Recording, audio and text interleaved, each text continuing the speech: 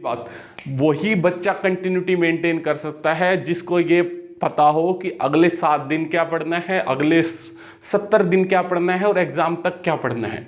वही बच्चा continuity maintain कर सकता है। जो बच्चे कहते हैं सर हमारी कंटिन्यूटी नहीं, के बच्चे होते हैं जिन एक तो होता है जिनका क्वेश्चन सोल्व हो जाता है, स्पीड नहीं आती, स्पीड नहीं है। एक होते हैं नया क्वेश्चन सोल्व नहीं होता, ठीक है। तो जिनकी स्पीड नहीं आ रही वो क्या करो, एक ही chapter. Hello everyone, mentor 365 channel में आपका स्वागत है। मैं सौरभ यादव डिस्कस करने वाला हूं हेड कांस्टेबल मिनिस्ट्रियल के इन 3 सब्जेक्ट के बारे में। ये 3 सब्जेक्ट आपके 65 नंबर के आने वाले हैं हेड कांस्टेबल मिनिस्ट्रियल के अंदर। मैथ के सबसे ज्यादा डाउट आ रही है कि सर मैथ वीक है, क्या करें। दूसरा फिर जनरल अवेयरनेस, तीसरा इंग्लिश। तीनों चीजों के बारे में डिटेल में डिस्कस करूंगा कि कैसे करना चाहिए, कैसे पढ़ना चाहिए। हर चीज बिल्कुल बारीकी से बताऊंगा आपको कि कैसे स्टेप बाय स्टेप आपको पढ़ना चाहिए। ठीक है बच्चे, सबसे पहले बात कर लेते हैं जनरल अवेयरनेस की। तो अभी बता देता हूं, सीजीएल के एग्जाम आप देख रहे होगे पिछले 1 से 1.5 साल की करंट अफेयर पूछी जा रही है। पर बच्चे मैं आपको बता दूं, इतनी पीछे जाने की जरूरत नहीं है। सितंबर में आपका एग्जाम होगा तो बट एटलीस्ट पहले हम सोचते थे कि 6 महीने की करंट अफेयर से काम चल जाएगा, तो बिल्कुल नहीं चलेगा। एटलीस्ट जनवरी 2022 से जनवरी 2022 से आपको करंट अफेयर कंप्लीट करनी पड़ेगी। 9 मंथ की तो कंप्लीट करके जानी पड़ेगी करंट अफेयर। ठीक है भाई, 9 मंथ की करंट अफेयर आपको पढ़ के जानी पड़ेगी जनरल अवेयरनेस के अंदर। ठीक है। दूसरा मैं आपको बता दूं स्टैटिक जीके। स्टैटिक जीके का बहुत अहम रोल होने वाला है। Static GK related important topics आपके आने वाले टाइम में मैं टेलीग्राम ग्रुप के अंदर डाल दूंगा विद इन 15 to 20 डेज। ठीक है। स्टैटिक जीके बहुत इंपॉर्टेंट रोल रहने वाली है सबसे ऊपर। तीसरी मैं आपको बता दूं, सबसे पहले अपनी history, then bio, then polity, और फिर आपकी बात करते हैं ज्योग्राफी, और फिर फिजिक्स और केमिस्ट्री। ठीक है। आज ही अपना टाइम टेबल डिवाइड कर लें कि भाई दिन में आपको कितने घंटे जनरल अवेयरनेस पढ़नी है। वीक में एक दिन करंट अफेयर का जरूर से जरूर निकालें। करंट अफेयर काफी पीछे की पूछी जा रही है, एक दिन जरूर निकालें। वीक में पंची आप पढ़ लो 20-20 मिनट पर। स्टैटिक जीके जरूर पढ़े 3 से 4 दिन। 3 से 4 दिन स्टैटिक जीके जरूर पढ़े, 20-20 मिनट पढ़ लो चाहिए। ठीक है भाई। बाकी आप जितना भी टाइम दे इन सब्जेक्ट्स को दे।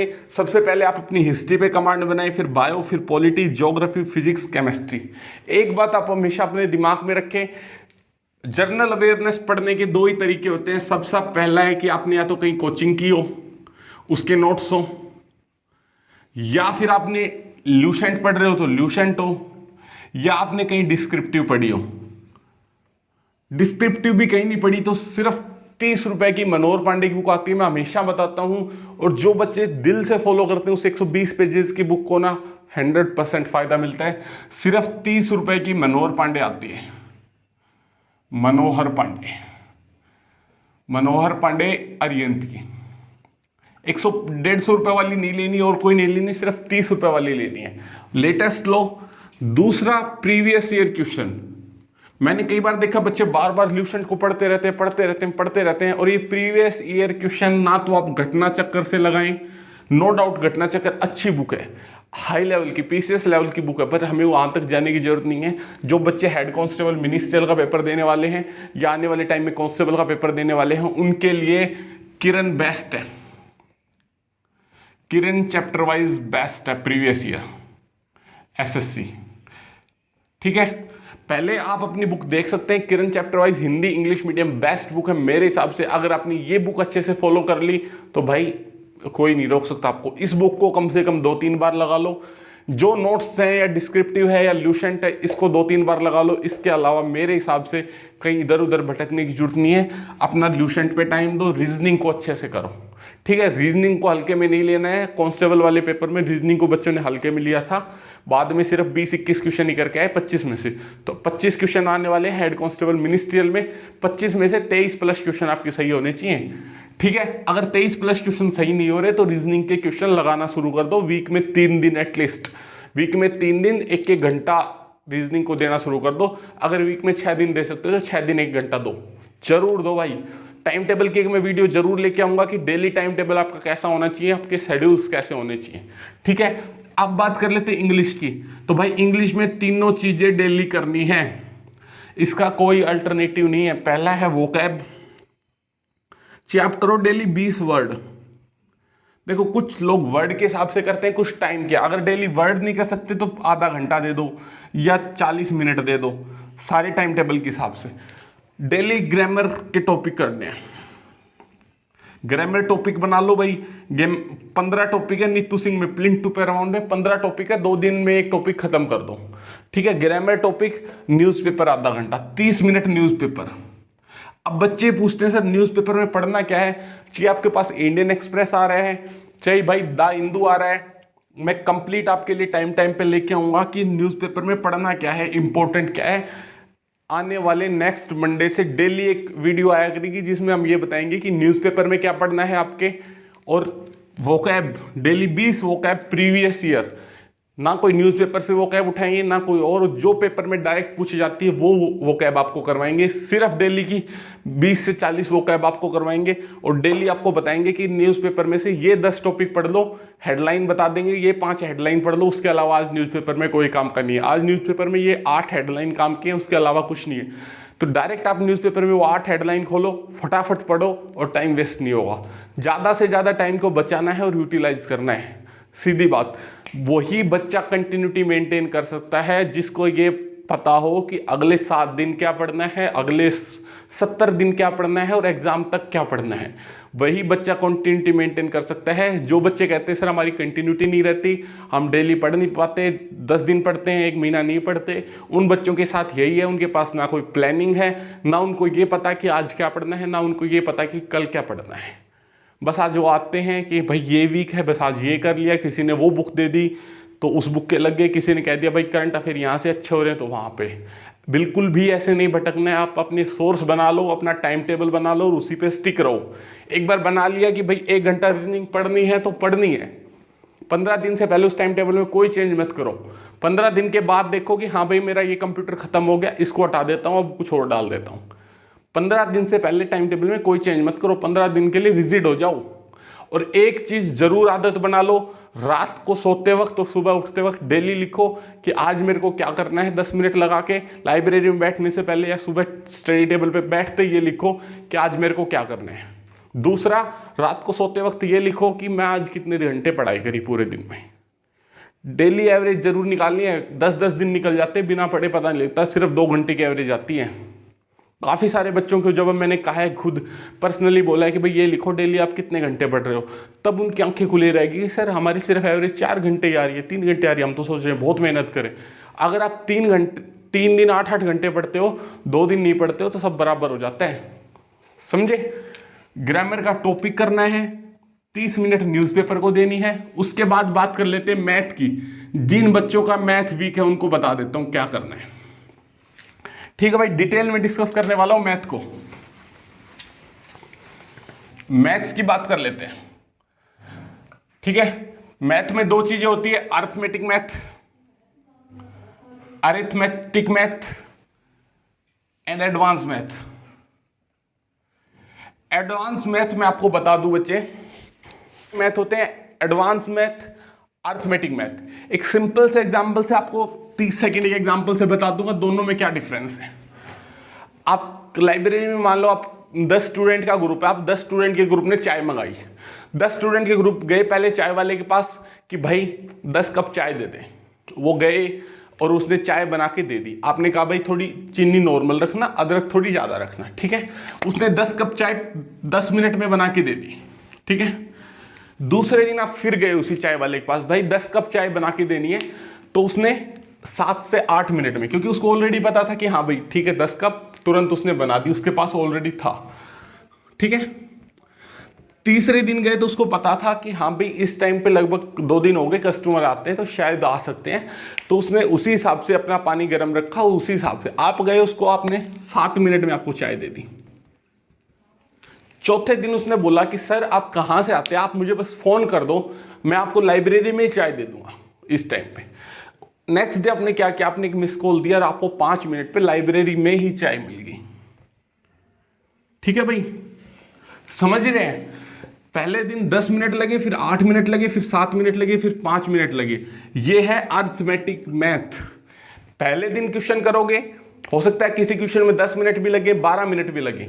दूसरी बार उसी क्वेश्चन को करोगे 8 मिनट में कर लोगे। तीसरी बार करोगे टाइम घटेगा, लास्ट में इतना स्मूथ टाइम हो जाएगा।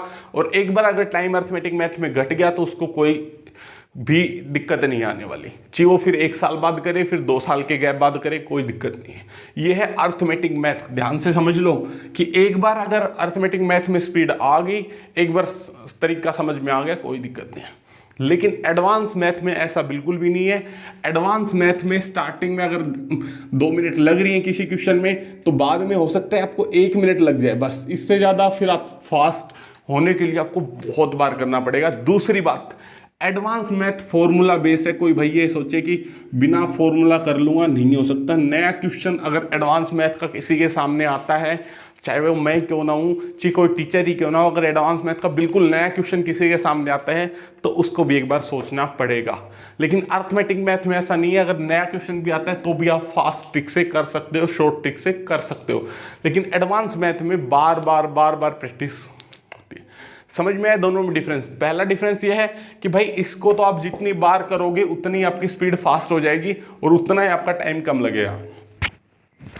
एडवांस मैथ में क्या है कि फॉर्मूला बेस आपको बार बार प्रैक्टिस करनी पड़ेगी और रेगुलर प्रैक्टिस करनी पड़ेगी। अगर इसमें गैप आ गया तो ये टाइम दोबारा से 2 मिनट हो जाएगा। इसमें क्या है, आप 1 साल बाद भी फ़ोन करोगे, मिस कॉल मारोगे, समझ जाएगा उस नंबर से कि हाँ भाई वहाँ चाय लेके जानी थी, 10 कप चाय मंगाई होगी। समझ रहे हो मेरी बात?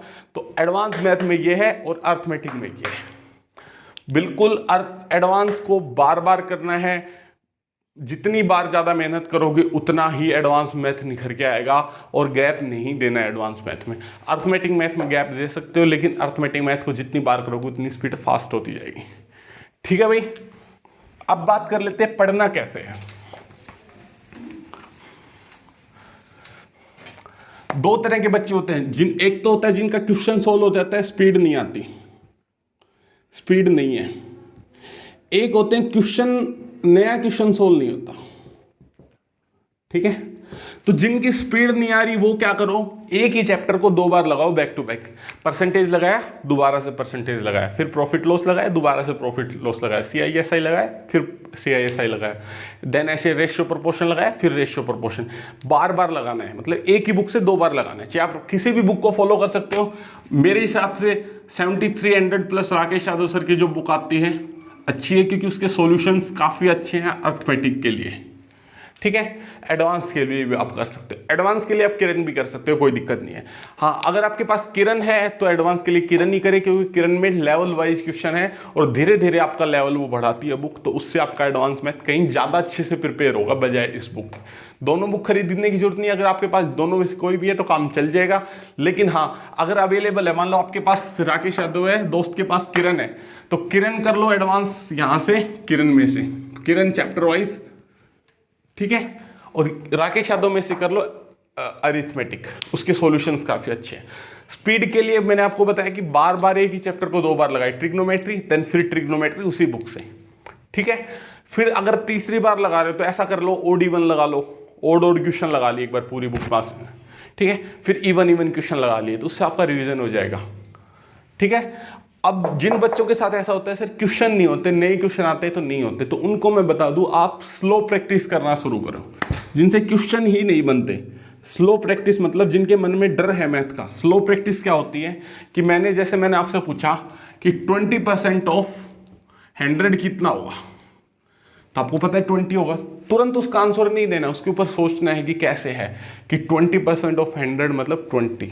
अगर इसी को मैं सोचूं 20% ऑफ 200 कितना हो गया 40, 20% ऑफ 300 कितना हो गया 60, तो फिर उसी सेम क्वेश्चन को अलग अलग तरीके से सोचना है, धीरे धीरे काम करना है, क्वेश्चनों के ऊपर कमांड बनानी है, उनको समझना है हर तरीके से, उनको फॉर्मूला अप्लाई करना है, उनके साथ जद्दोजहद करनी है, डायरेक्ट सॉल्यूशन नहीं देखना, उनके साथ मेहनत करनी है, पहले खुद से बार बार मेहनत करनी है। फिर भी कोई क्वेश्चन नहीं निकलता तब मदद लेनी है सॉल्यूशन की, डायरेक्ट सॉल्यूशन की मदद नहीं लेनी है। अगर क्वेश्चन नहीं निकल रहे तो पहले आप मेहनत करो फिर सॉल्यूशन देखो। लेकिन हाँ, किसी को अगर स्पीड इंक्रीज करनी है तो वो बार बार टॉपिक को लगाए। ठीक है बच्चे, तो जुड़े रहे मेंटर 365 के साथ। उम्मीद करता हूं आपको ये वीडियो हेल्पफुल रही होगी। आने वाले टाइम में और अच्छे अच्छे वीडियोस लेके आएंगे। Thank you.